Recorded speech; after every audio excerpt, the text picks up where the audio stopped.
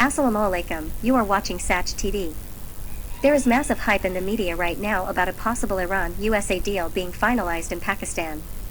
But the reality behind this situation appears far more complicated, and even suspicious. Recently, Russia warned Iran that the entire situation could be an eyewash, a deception.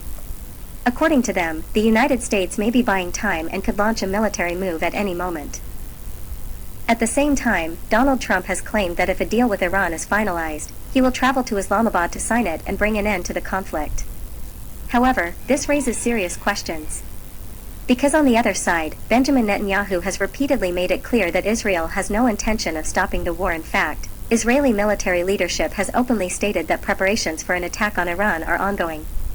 Adding to the tension, top U.S. officials, including CENTCOM and Pentagon leadership, have also hinted at possible military action if negotiations fail.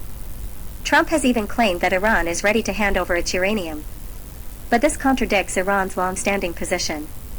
Iran has clearly stated it will not give up its nuclear assets unless sanctions are lifted and its economic losses, estimated around $250 billion, are compensated.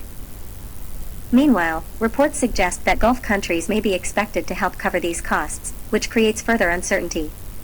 Another key factor is oil prices. Trump himself pointed out that oil prices should have surged much higher given the current tensions.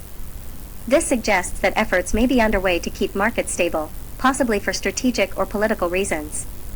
Russia, however, claims something else entirely. According to their reports, U.S. forces, including Marines, airborne troops, and naval units, are already positioned and ready. They believe the ongoing talks could simply be a delay tactic before a larger military operation.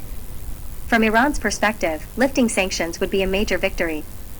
It would allow Iran to re-enter global oil markets, potentially driving prices down significantly, something that could negatively impact Gulf economies, especially countries like Saudi Arabia that rely on higher oil prices. So the big question is, would the US and Israel really allow Iran to emerge stronger from this situation? Given Israel's clear red lines and ongoing military stance, it seems unlikely that such a deal would be easily accepted. In conclusion, the situation is complex. What we are seeing in the media may not reflect the full reality. Behind the scenes, a much larger strategic game could be unfolding. We will have to watch the next few days very closely. Please like, share, and subscribe SACH TV. Allah Hafiz.